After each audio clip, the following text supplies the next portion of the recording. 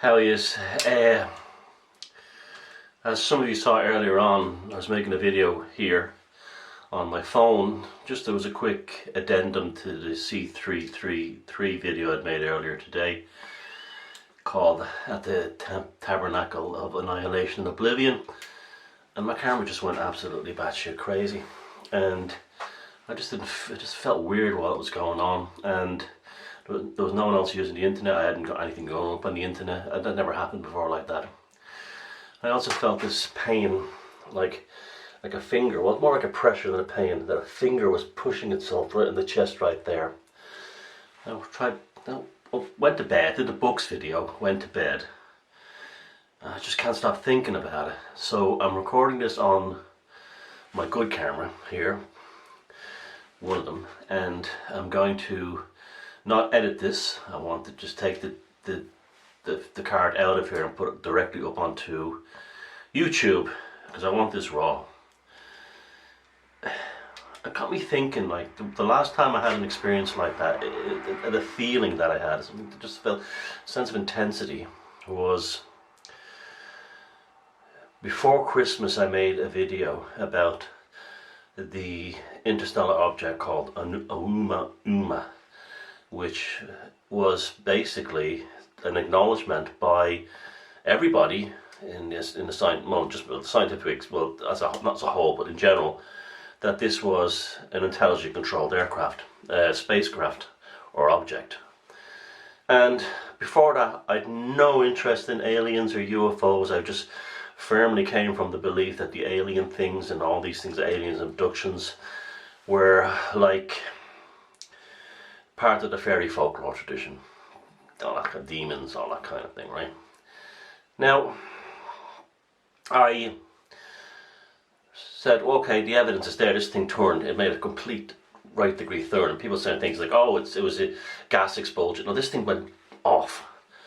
Now, what's interesting about it is that, and they gave it the name Oumuamua, which means scout, or the messenger from another king or something like that, the one coming forward from Hawaiian.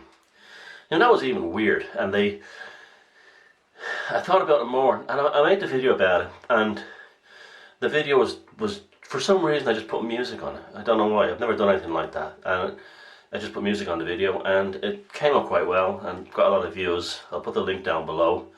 And looking back at it now, it almost seems like a mass, and was that the reason I put the music on it?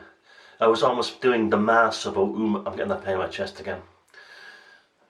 It's not the pressure point in my chest. It's just here, like above here, like above the nipple on this side, and like his finger pushing into me. Was I doing the mass of Oumuamua? And that's why I put music on it, to make it into a mass.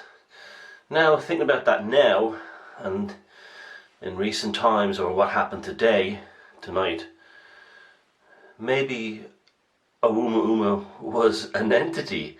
You know, we have this thing that, like, you know, a consciousness would travel in spaceships or without spaceships. What about this thing was actually traveling inside this object, or manufacturing it around it, like it wrapped itself up in it, like it coated itself up in this shape of interstellar things it picked up on the way. And maybe it came into the solar system, and when we noticed it, it scarpered, it ran. You know, it was like almost like it didn't want to be seen. It was afraid of us or something like that. Like an animal's automatic reaction. Maybe this thing was alive or something. Maybe it was like a Lovecraftian outer space elder god. And like, even, you know, even big dangerous predator animals, when they see the human being or a couple of human beings, they run in terror, even though they probably could take them all on. It's just a natural instinct. Now, after I made that video, and it had some assholes, you know, okay, it's okay to doubt it, but don't say that it's not outside of probability, because, and I wasn't trying to present myself as some kind of prophetic god or, you know, priest or something. Literally in the wake of me making that video, Ireland had its biggest UFO flap. in a generation. There were planes, it was reported in the news all over the world that planes flying in over County Kerry, coming from the North America, reported the sightings of this thing, these lights in the sky, these strange things happening. All for the next few days, all over the country, people were seeing weird lights, things zigzagging. It was constantly being filmed, constantly being seen. I don't think I necessarily brought that in, or it's possible. I'm going to put it out there that maybe I could have. But also, I was just tapping into something that was going to happen anyway. This is the strangest things of all. That was like the opening of a portal for me in many ways, and that led me to go to Wielisburg and doing the Hymn of Lucifer there, and having that remarkable experience in room 313 in Hanover. And here we are now again. The last few days I've been making videos, things have been pouring out, ideas have been flying in my head. The Lovecraft documentary just came out, and you can watch that film yourself, and even if you don't like it, you think it's badly made, you cannot deny the fact that I have a passion for the topics that I cover, and I had a passion for that. Comes across in that film. It's very hard for me to put the words into how I feel right now, but that's why I'm recording it. I want it up right now because I want to capture this moment. And some things, it's like, let me tell you what. Let me first describe what I did in that video that went crazy, and I want to explain it again. Someone asked me for clarification about was Choronzon, can't edit that out, was C333 and Jehovah the same entity? Yahweh. Could be possible, I don't know. See, at the end of the day, their names are not, they're just encapsulated archetypal forms, just like Hindus' gods. Hindus don't really have gods. I mean, that's a very kind of Abrahamic, like someone mentioned earlier on in one of the videos. Hindus have deities and demons, and their different power structures are represented by their multiple heads and lots of arms and things like that. What they can do and what they represent.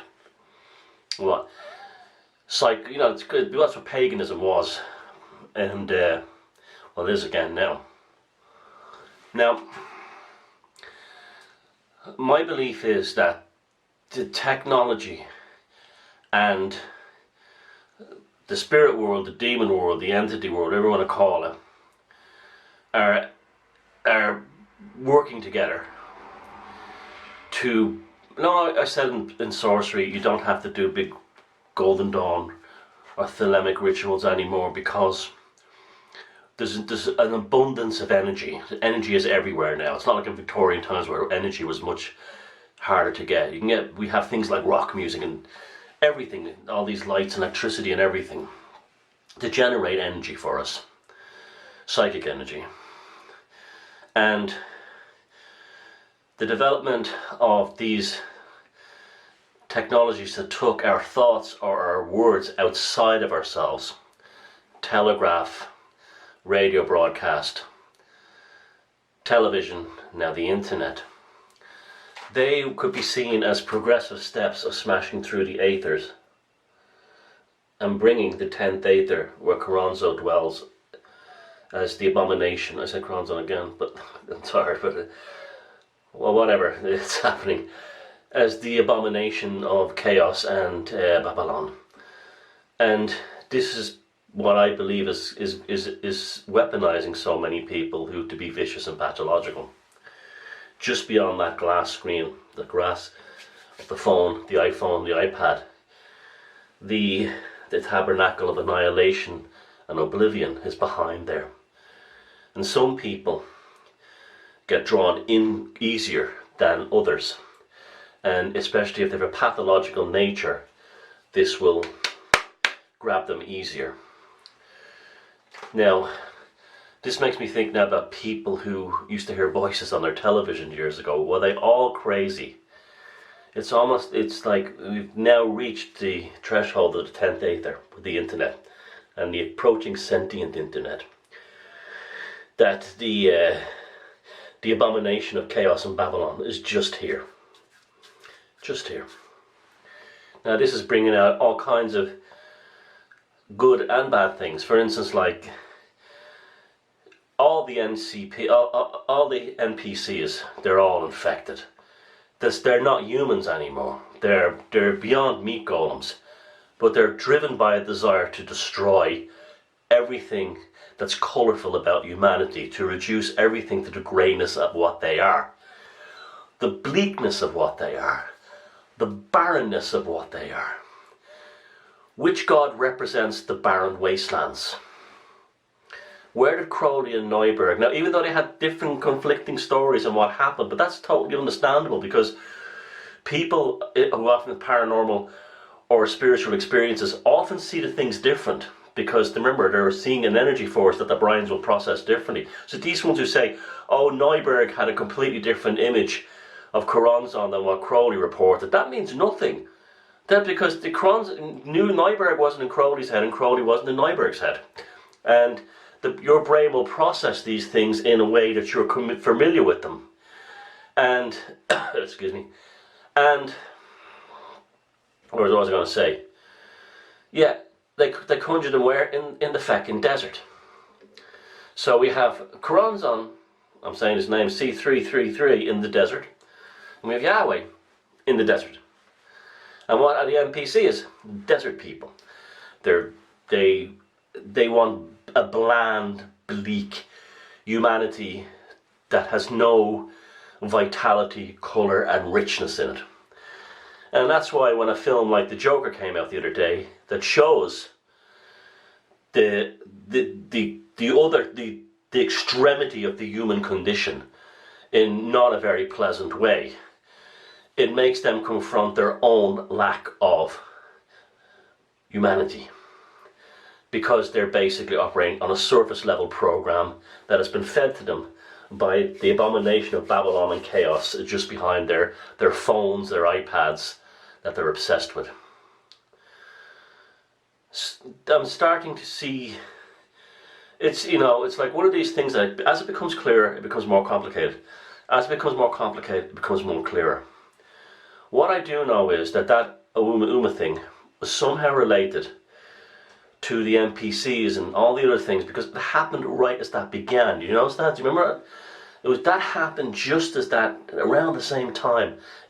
People started, an element of people, these these sort of like Kekistanis, who were probably the real chaos magicians of the day, kind of went to war against them by calling them NPCs. And no, I've been using that term earlier on, but I'm not saying I invented anything, but it just kind of was obvious it's going to come out. It became a flashpoint. It was almost like Ouma was, it threw in it was like a referee blowing a whistle to begin a war and a psychic battle, right? On that side you have the NPCs, atheism, the Abrahamics. This is why the NPCs are all atheists, but they love Islam. Same team. On the other side you have the Kekistanis, the people who woke up, the kind of people, ordinary people don't even align themselves with that, but know that fundamentally something is deeply wrong with this SJW culture. And they were almost aligned with things like what showed up, what were very, very powerful archetypal forces in this period between Ouma and now. Vulcan blew the top off the Notre Dame Cathedral. Athena, very, very powerful, strong archetype it became. Lucifer. Lucifer is now being readily accepted as a legitimate pagan god, back where his righteous place. And suddenly a lot of people who are afraid of these things are no longer afraid of them anymore. So when I say war, I don't mean that we're the right side and they're the bad side, they're the bad side, we're the right side. These are forces of chaos, right? These are entangled atoms, subatomic particles, in a symbiotic dance, and from that generates new potentials, new forces, new ways of thinking. That's what generates that. New dynamics in society. On the eve of Hitler's invasion of the Third Reich's annexation of Austria, there was a massive fireball or aurora type effects seen all over Europe that was so bright it was seen as far away as Boston, and also way into the far part of Russia. These things aren't by accident. These are psychic storms. Just like the UFOs that appeared over Ireland after I did that video were part of this psychic storm. That video on Uma Uma was a mass. It was a mass that I instinctually, and I'm not saying I'm a prophet that it was called, it just happened to be the right thing for me to do at the time. I have a fairly sizable audience, not huge, but enough to trigger changes, help people change things in the zeitgeist. To a degree, a small degree. Everyone has this, it's just that I have this. That was like that. That was the opening salvo. Not that I started the war or anything, but I was one of those other people doing these things. It was all tapping into 4chan.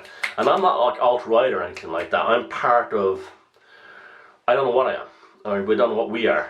We're, you know, people who would watch this channel, they're not alt-right, they're not lefties, they're not SJWs. They're just people who are probably looking at this, all these changes in a spiritual dimension, in a spiritual sense, in a spiritual way, in order to make their own life more smoother in terms of dealing with it. So we don't get caught up in the terror. We don't get caught up in the pain. We don't get caught up in the, we don't have a stake in one side or the other. But we do understand that there's something happening here that is important. And this is like the classic as above, so below thing. There's a spiritual war, there's a physical war on the planet, in people, in space. The only thing I can see is just to love it and enjoy it.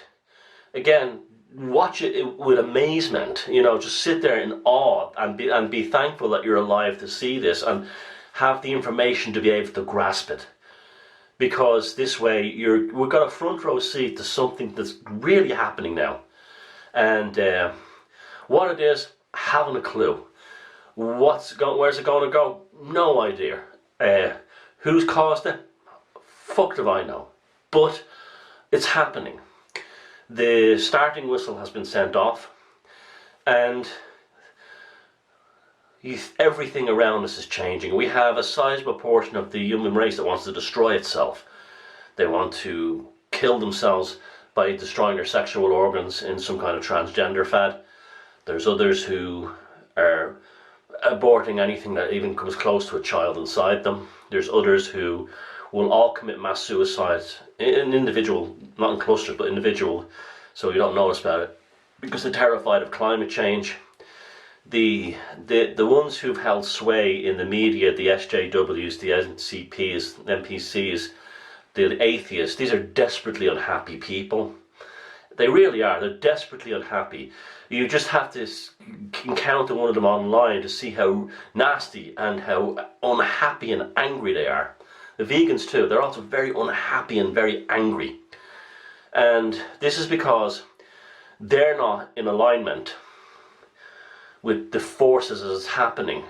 Where someone like myself and people who are interested in this kind of thing, we're generally quite happy. We're enjoying the show because we know that it's supposed to happen.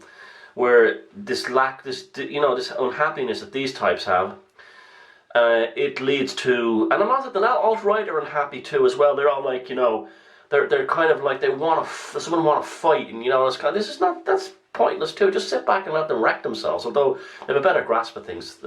Some of the alt-right, not all, not the alt-right Christian types. And that's why we noticed in alternative media there's been a big growth in Christianity. That's because the ones who were brought so far into being, you know, enlightened, but when they were told to step over the threshold into a world where they weren't protected by Jehovah, they panicked and they ran back home to daddy, you know, Middle Eastern sky fairy. And so that's what happened tonight. That's what I was talking about when the video broke down. I think it's kind of interesting stuff. But I do have a feeling in my side tonight. You know, it's very hard sometimes to describe sensations, you know, feelings inside yourself.